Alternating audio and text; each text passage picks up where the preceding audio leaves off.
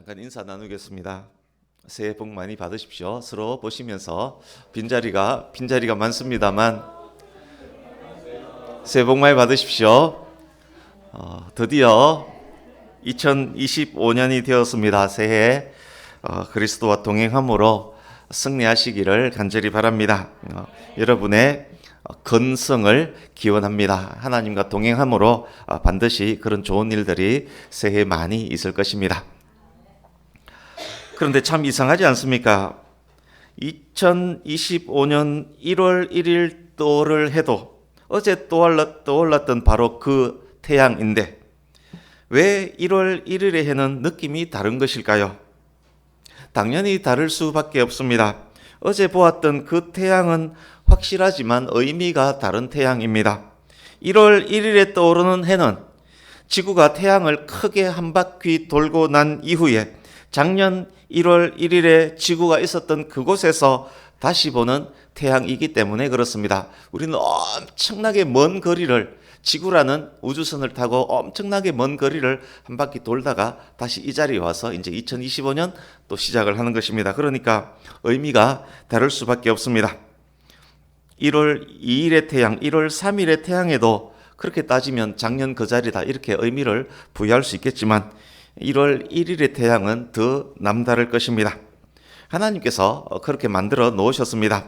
태양을 만드시고 지구가 태양 주위를 1년에 한 바퀴 돌게 하셨고 지구는 또 팽이처럼 하루 한 바퀴씩 또 돌게 하셨습니다. 태양을 기준으로 지구의 하루는 24시간이 되게 하셨고 또 24시간 동안 낮과 밤을 이루게 하셨고 365일 동안 태양을 한 바퀴 돌게 하셨습니다. 창세기에 그대로 나오는 이야기입니다. 그러니까 일주일이 7일인 이유도 다 성경에 근거한 것입니다. 옛날 어떤 학자가 일주일을 4일로 만드는 달력을 했다가 금방 포기하고 다시 원래대로 되돌렸다. 그러면서 하나님의 창조하심은 정말 오묘하구나 그렇게 했던 어떤 책의 내용을 읽었던 기억이 납니다. 하나님께서 그렇게 시와 연한을 이루게 하셨습니다.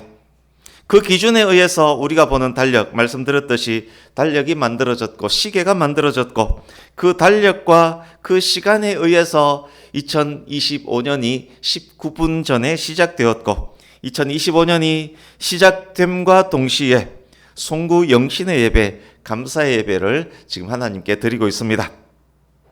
1월 1일 오늘은 어제와는 특별하게 완전하게 다른 날입니다. 이 시간 드리는 예배 역시 의미가 큰 것 당연합니다. 송구 영신 예배 설교의 본문을 우리 창세기로 정했습니다. 우리 교회에서 성경 일독 프로그램을 2년에 한 번씩 가동을 합니다. 조금 따라오다가 포기하는 분들, 중간에 포기하는 분들, 상당 부분 따라오다가 포기하는 분들 등등 다양합니다. 그렇지만 창세기도 읽지 않고 포기하는 분은 거의 없습니다.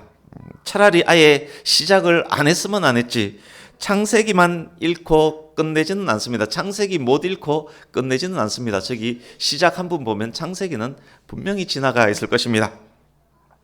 그래서 모든 성도님들이 창세기 말씀은 잘 알고 있을 것이라고 생각을 합니다. 오늘 설교도 상당 부분 창세기 내용은 알고 있다라는 가정하에 전할 것입니다.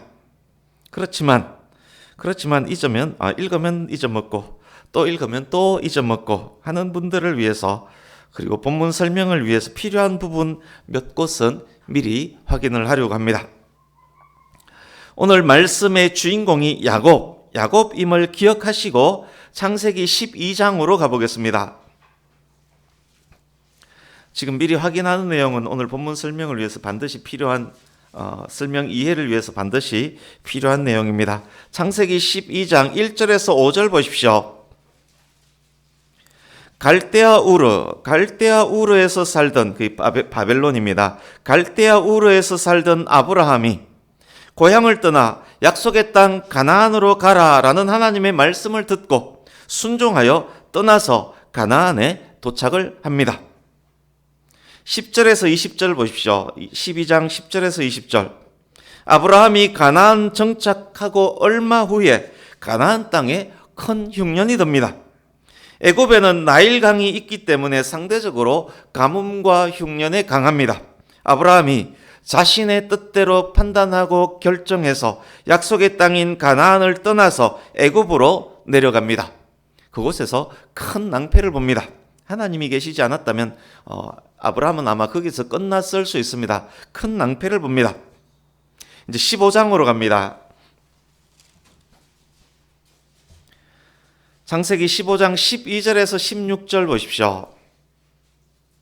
하나님께서 아브라함에게 나타나셔서 훗날 있게 될 출애굽 사건에 대해서 미리 말씀합니다. 너의 자손들이 이방에서 객이 되겠고 400년 동안 이방을 섬길 것이고 결국엔 큰 재물을 챙겨서 이방을 떠나 약속의 땅 가나안으로 돌아올 것이고 그 기간 동안 가나안의 죄는 무르익을 것이고 너의 자손이 약속 따라서 가나안을 정복할 때 가나안은 그들의 죄로 말미암아 점령되고 망할 것이다 라는 말씀을 수백 년 전에 미리 하고 계십니다. 17절 보십시오. 그때 횃불이 제사를 위해서 쪼개놓은 고기 사이로 지나갑니다. 언약이 체결된 것입니다. 이것을 횃불 언약이라고 부릅니다. 횃불 언약. 누구나 맞출 수 있는 성경 퀴즈 첫 번째 문제 나갑니다. 우리 학생 청년부가 맞추면 더 좋겠습니다. 굉장히 쉽습니다. 아브라함과 본문의 주인공 야곱은 어떤 관계입니까? 네. 네, 손자. 훌륭한 청년 아닙니까? 아브라함은 야곱의 할아버지입니다. 성경 퀴즈 두 번째. 아브라함의 아들은 누구입니까? 네, 이삭. 네. 그러니까 아브라함의 아들은 이삭. 이따가 문제 하나 더 나갈 겁니다. 무슨 문제인지 아마 미리 알고 있을 것입니다. 이제 26장으로 갑니다. 그 족보를 아셔야 됩니다. 아브라함, 이삭. 26장 1절 보십시오. 26장 1절. 아브라함의 아들 이삭의 때입니다. 아브라함의 때와 똑같은 흉년이 또 왔습니다. 이삭도 아브라함처럼 자기 생각대로 흉년에 강한 애굽으로 내려갈 가능성이 상당히 높습니다. 2절 보십시오. 하나님께서 이삭에게 애굽 이주 금지 명령을 내립니다. 성경 퀴즈 3. 그렇다면 본문의 주인공, 오늘 본문의 주인공 야곱과 이삭은 어떤 관계입니까? 야곱과 이삭은 부자 관계. 야곱의 아버지가 이삭. 그러니까 아브라함의 아들 이삭, 이삭의 아들 야곱. 이거는 당연히 알고 있는 것인데 오늘 본문 설명 이해를 위해서 한 번 더 지금 다시금 생각하도록 제가 만들었습니다. 이삭은 야곱의 아버지입니다. 이제 28장으로 갑니다. 28장 10절 보십시오.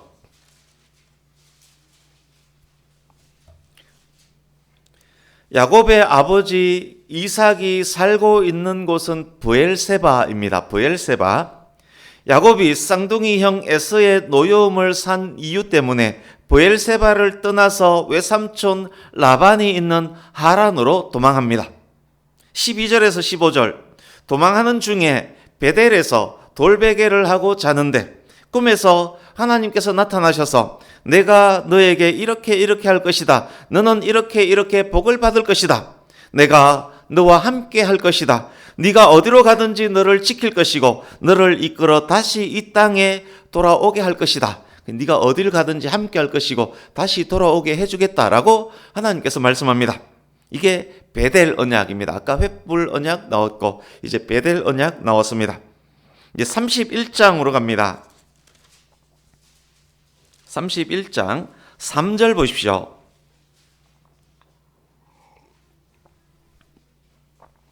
하나님께서 라반 집에 있는 야곱에게 그 형을 피해서 라반 집에서 종살이 이런저런 하면서 고생을 많이 했습니다.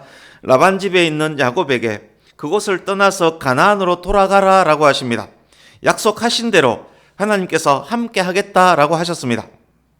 가나안으로 돌아오는 길에 32장에 가면 이스라엘이라는 이름을 얻고 그리고 세겜에 머물렀다가 거기서 디나 강간 사건을 겪고 그리고 나중에 가나안으로 돌아와서 아버지 이삭이 살고 있는 땅 헤브론에 정착합니다. 이제 37장부터 45장까지를 오늘 본문이 있는 45장까지를 쭉 넘기면서 들어보십시오. 야곱이 특별하게 사랑했던 아들 요셉이 등장합니다. 형들이 요셉을 애굽에 팔아버립니다. 야곱은 요셉이 죽은 줄로 알고 있습니다. 그러나 애굽에 간 요셉은 총리가 됩니다. 야곱이 살고 있는 팔레스타인 전 지역뿐만 아니라 애굽까지 광범위한 지역에 대흉년이 들었습니다. 야곱의 아들들이 양식을 구하기 위해서 2번 애굽을 방문합니다. 2번째 방문 때 요셉은 형들에게 내가 요셉입니다 라고 신분을 밝힙니다. 이제 45장 25절에서 27절 보십시오. 본문까지 이제 거의 다 왔습니다. 45장 25절에서 27절. 애굽에서 돌아온 아들들이 요셉이 살아있음을 아버지 야곱에게 알려줍니다. 당대 최고의 나라 애굽의 총리가 되어 있다는 사실을 야곱이 알게 되었습니다. 요셉이 야곱과 야곱의 모든 가족들의 애굽 이주를 요청했음, 이쪽으로 오십시오라고 요청했음도 확인합니다. 요셉 이런 아픈 마음으로 긴 흉년을 버티면서 양식을 위해서 2번이나 자식들을 애굽에 보내는 그런 기간들을 거치면서 야곱의 몸과 마음은 많은 상처를 입었고 기력도 쇠해졌습니다. 그 야곱이 요셉이 살아있다는 소식을 들었습니다. 다시 눈이 반짝입니다. 기력이 회복되어져서 지금 다시금 팔팔해졌습니다. 45장 28절 같이 읽습니다. 45장 28절 시작. 이스라엘이 이르되 조카도다 내 아들 요셉이 지금까지 살아있으니 내가 죽기 전에 가서 그를 보리라 하니라. 아멘. 야곱의 마음 이해되지 않습니까? 사랑하던 아내 라헬이 낳은 특별히 사랑했던 아들, 죽은 줄 알고 그토록 울었었던 아들, 그 아들 요셉이 살아있답니다. 세계 최강국의 최고 권력자가 되어 있다라고 합니다. 그 아들이 초청장을 보냈습니다. 요셉이 보낸 최고급 리무진 여러 대가 지금 문 앞에 주차해 있습니다. 얼마나 들떠 있었겠습니까? 얼마나 감정적으로 흥분된 상태이겠습니까? 그 기분으로 야곱이 즉각적으로 이렇게 결정을 합니다. 당연히 가야지. 가자 애굽으로 가자. 내가 죽기 전에 빨리 가서 내 아들을 보리라. 애굽 가는 것을 그렇게 결정을 합니다. 지금까지 미리 확인했었던 내용들, 그리고 요셉을 만나기 위해서 들떠있는 야곱의 마음까지 기억하고 본문으로 가겠습니다. 최대한 요약해서 전하겠습니다. 1절 이스라엘이, 야곱이라고 하지 않고 이스라엘이로 시작합니다. 새로이 펼쳐지는 일들이, 이후에 펼쳐질 일들이 야곱 개인의 일이 아니라 이스라엘로 불리워질 장차 형성될 언약 백성들의 일이라는 그런 의미일 것입니다. 모든 소유를 이끌고 떠나 야곱이 모든 소유들을 챙겨서 모든 가족들과 함께 헤브론을 떠나서 애굽으로 향했습니다. 브엘세바에 이르러 그의 아버지 이삭의 하나님께 희생제사를 드리니, 브엘세바는 헤브론에서 남쪽 40km 지점에 있습니다. 브엘세바는 아브라함, 이삭이 상당 기간 머물렀던 곳이기도 합니다. 그런데 궁금하지 않습니까? 길을 떠나기 전 헤브론에서 하나님께 제사를 드렸어야지. 왜 애굽을 향해서 출발한 후에 40km나 이동한 후에 브엘세바까지 와서 그제서야 제사를 드리는 것일까요? 아시듯 야곱은 누구보다 하나님을 많이 경험한 사람입니다. 때마다 시마다 하나님의 나타나심, 도우심, 은혜를 경험했습니다. 형을 피해 외삼촌 집으로 도망할 때 하나님께서 베델에서 그 행로에 대해서 성인과 함께 복을 약속해 주셨습니다. 외삼촌에게서 다시 가나안으로 돌아올 때도 하나님께서 나타나셔서 승인해 주셨습니다. 아까 다 확인했습니다. 요즘도 이사하는 것 얼마나 큰일입니까? 굉장히 힘들지 않습니까? 너무 지치고 피곤합니다. 지금도 이사하는 것이 그렇게 힘든 일인데, 고대에는 근거지를 떠나서 낯선 곳으로 간다는 것은 엄청나게 어렵고 위험한 결정입니다. 얼마나 위험했겠습니까? 아브라함이 갈대아 우르를 떠나서 순종함으로 가나안에 온 것이 그토록 믿음의 행위로 추앙받는 이유이기도 합니다. 그런데 지금 아브라함의 손자 야곱이 약속의 땅 가나안을 떠났습니다. 하나님의 성인도 없었는데 요셉 만난다는 기쁨에 감성적으로 속히 결정해서 출발해버렸습니다. 혼자도 아닙니다. 모든 가족, 모든 재산 싣고 출발했습니다. 아브라함이 갈대아 우르를 떠날 때에 견줄 만한 엄청난 결정, 형을 피해 외삼촌 집 밧단 아람으로 갈 때보다 외삼촌 집에서 다시 돌아올 때보다 엄청난 결정을 하나님께 물어보지도 않고 하나님의 승인도 받지 않고 자기 생각으로 확 결정해버리고 출발해버렸습니다. 더군다나 목적지가 어딥니까? 지금 야곱이 가고자 하는 목적지가 어딥니까? 옛날 할아버지 아브라함이 함부로 내려갔다가 낭패를 보았던 그곳, 옛날 하나님께서 아버지 이삭에게 이주 금지 명령을 내렸었던 그곳, 애굽입니다. 양식이 없어서 굶어 죽을 지경에 이르렀을 때도 그곳이 애굽이기 때문에 다시 생각하고 또 생각하며 신중하게 아들을 보냈었던 바로 그 애굽입니다. 헤브론에서 출발해서 40km 정도 이동했습니다. 하나님의 승인 없이 감정에 북받쳐서 출발했습니다. 이동 중에 이성적으로 합리적으로 차분히 생각해 봅니다. 자기 생각으로 그냥 출발한 것이 너무도 마음에 걸립니다.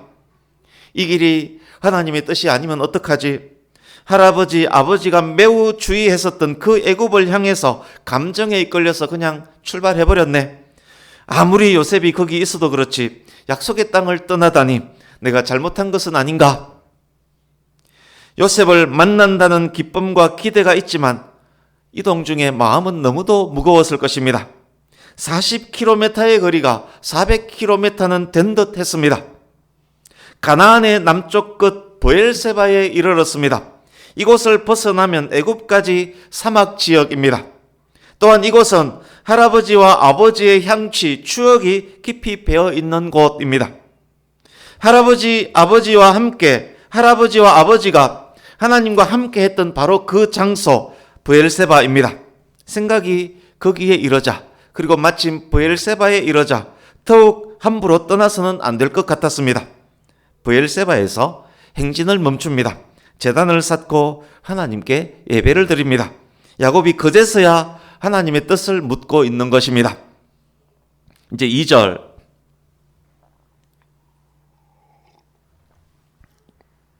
그 밤에 하나님이 이상 중에 이스라엘에게 나타나 이르시되, 브엘세바에서 하나님께 제사를 드리고 하나님의 뜻을 여쭈었었던 바로 그 밤에 하나님께서 즉각적으로 응답을 해주십니다.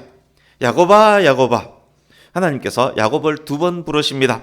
하나님, 제가 여기 있습니다. 말씀하십시오. 야곱이 대답합니다. 3절, 4절. 하나님께서 이렇게 말씀합니다. 나는 하나님이다.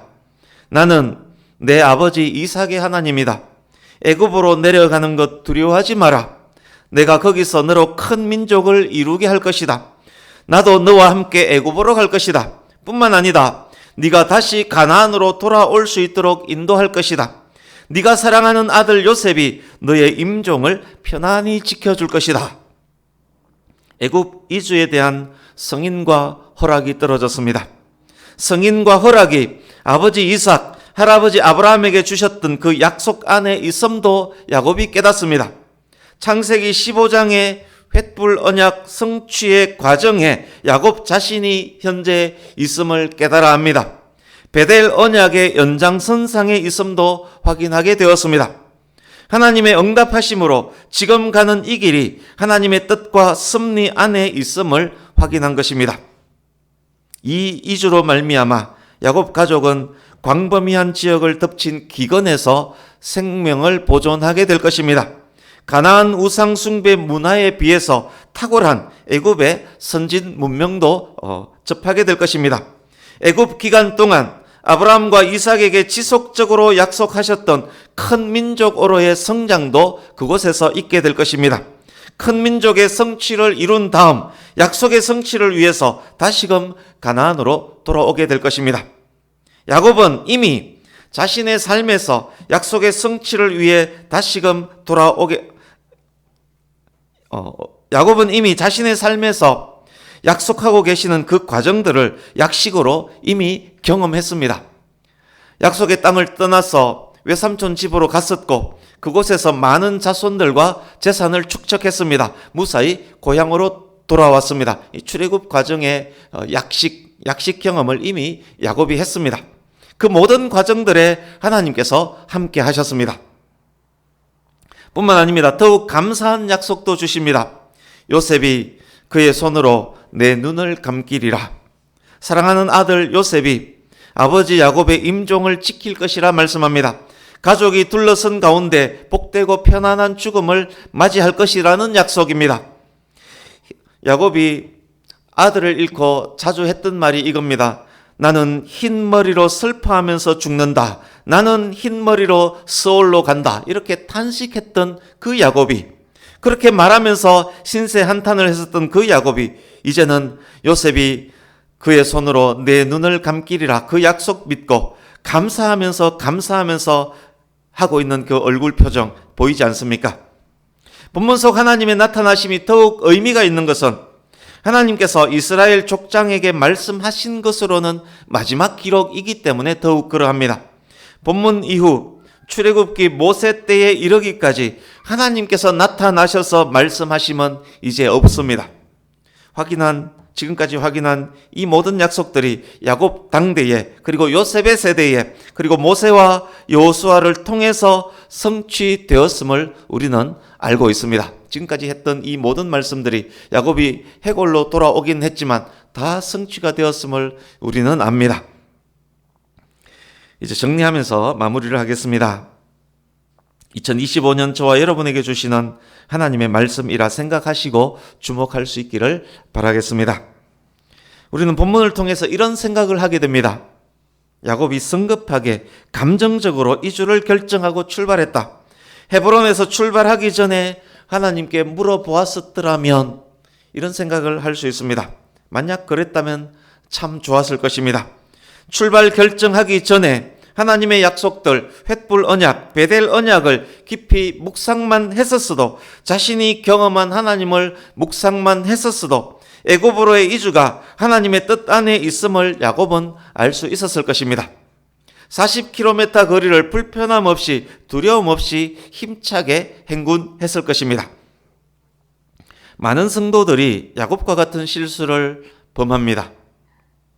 그래도 야곱은 먼과 불편함에 멈추고 하나님의 뜻을 물었지만, 그래도 야곱은 그 길이 하나님의 뜻 안에 있었기에 멈추지 않고 계속 가면 되었지만, 많은 성도들은 그러지도 않습니다. 자기 뜻대로 행한 후에, 자기 생각으로 저질러 놓은 후에 그때서야 하나님께 묻습니다. 하나님의 뜻이 아님을 알지라도, 늦게 알게 되었을지라도 멈추지도 않습니다. 브레이크가 걸리고 문제점이 생기더라도 그냥 갑니다. 저질러 놓고 무언가 이상하면, 무언가 풀리지 않으면 그때는 새벽 예배에 나가서 기도원에 가서 이렇게 기도합니다. 그런데 그 기도가 고집스럽습니다. 이렇게 기도합니다. 하나님, 제가 이렇게 결정했습니다. 하나님께서 이 결정을 지지해 주시기를 원합니다. 하나님, 제가 가는 이 길에 함께하여 주옵소서. 하나님, 내 뜻이 하나님의 뜻이 되어야 합니다. 하나님, 저를 도와주십시오. 이런 성도가 얼마나 많은지 모릅니다. 이게 저의 모습이기도 하고 여러분의 모습이기도 할 것입니다. 그런데 어떤 때 이런 일을 범하는지 아십니까? 요셉이 짠하고 죽었다라고 생각했던 요셉이 짠하고 나타났을 때입니다. 내가 원하던 그것이 눈앞에 쫙 나타났을 때입니다. 정말 원했던 직업을 가질 기회가 생겼습니다. 정말 그 일을 하고 싶습니다. 그런데 지금 앞에 펼쳐진 그 직업을 내가 가지면 주일 지키기가 아예 불가능합니다. 매주일날 출근해야 합니다. 정말 원하는 직장을 얻을 기회가 생겼습니다. 정말 그 회사에 다니고 싶습니다. 그런데 알고 보니 이단 업체에서 운영하는 회사였습니다. 정말 마음에 드는 이성을 만났습니다. 이 사람과 결혼하고 싶은 생각이 막 듭니다. 그런데 이 사람에게는 신앙이 없을 뿐더러 손금, 발금, 점괘, 무당, 구슬 아예 신봉합니다. 이런 때 어떤 결정을 하시겠습니까? 그냥 하나님의 뜻 묻는 척하고 우직하게 가버리지 않습니까? 만약 2025년도에 그런 일이 딱 펼쳐진다면 어떻게 하시겠습니까? 감성적으로 그냥 막 결정해서 막 가지 않겠습니까? 여차 잘못 결정하면 몸과 마음과 생각까지 환경과 형편까지 심각한 타격을 입을 수 있습니다. 세상이 뒤숭숭한 때에는 더욱 그러할 것입니다. 두 번째, 이제 3절 보십시오.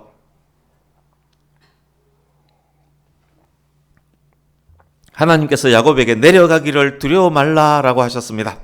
5절 보십시오. 이 길이 하나님의 뜻 안에 있음을 확인했던 야곱이 브엘세바를 떠나서 애굽으로 향합니다. 여기까지 오기까지 40km와는 발걸음 자체가 다릅니다. 하나님의 뜻을 알고 난 이후 발걸음 자체가 달라집니다. 기쁨과 감사와 기대와 찬양이 넘치는 발걸음입니다. 하나님께서 함께 하심으로 400km 거리일지라도 40km처럼 갈 수 있는 그런 길이 되었습니다. 하나님께서 저와 여러분에게도 말씀합니다. 거기로 내려가기를 두려워하지 말라. 그런데 매우 중요한 것이 있습니다. 가려고 하는 거기가 어디냐? 거기가 하나님께서 가라 하시는 거기가 맞느냐? 매우 중요한 요소 아니겠습니까? 맞음이 확인된다면 기쁨으로, 기대함으로 담대하게 두려움 없이 가면 됩니다. 거기가 하나님의 뜻하심이 있는 거기인 줄 우리는 어떻게 알 수 있습니까? 그러기에 잘 알 수 없기 때문에 우리에게는 분별이 꼭 필요합니다. 분별을 위해서 중요한 것이 무엇이겠습니까? 저와 여러분의 거기를 담대히 기쁨으로 가기 위해서 무엇이 필요하고 무엇이 중요하겠습니까? 그게 바로 예배자의 삶, 말씀과 기도의 삶입니다. 오늘 대표 기도하셨던 정은숙 집사님께서도 미리 설교 내용을 알고 있는 듯 기도하셨습니다만 예배자의 삶, 말씀과 기도의 삶이 바로 그것입니다. 그것이 하나님께서 함께 하시는 삶이고 그것이 항상 하나님께 여쭙는 삶입니다. 항상 하나님께 여쭙는 삶을 살던 중에 어떤 일이, 어떤 기회가, 어떤 선택할 상황이 앞에 펼쳐졌습니다. 하나님 최우선의 삶에 방해가 되지 않는 일이 확실해 보입니다. 도덕적으로도 윤리적으로도 문제가 없어 보입니다. 그 일에 대한 호감, 열정도 생깁니다. 길도 열렸습니다. 기도할 때 마음이 편안합니다. 그때의 거기는 하나님의 뜻이 있는 거기일 가능성 매우 높습니다. 그때는 강하고 담대히 두려움 없이 감사함으로 출발하면 됩니다. 그것이 하나님의 뜻을 따라 행하는 성도의 자세입니다. 하나님께 여쭙는 것이 바로 그것입니다. 2025년 첫날 첫 시간입니다. 주변을 둘러볼 때 뒤숭숭하고 불안하고 불편한 것들이 너무도 많습니다. 불확실성이 높은 환경이 지금 막 펼쳐지고 있습니다. 어쩌면 무척 힘든 한 해가 될 것 같다는 생각도 듭니다. 아마 여러분께서도 그런 생각이 들지 않을까 싶습니다.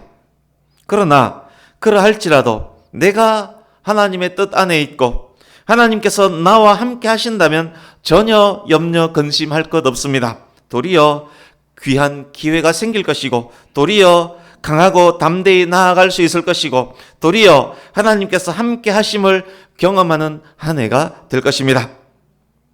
사랑하는 성도님 여러분, 밝은 데서 홀로 걷기보다는 차라리 어두운 데서 하나님과 함께 걷는 것이 100배 더 낫습니다. 나의 이성으로 옳은 것이란 생각이 들 때일지라도 하나님의 뜻을 확인하는 것 필수입니다.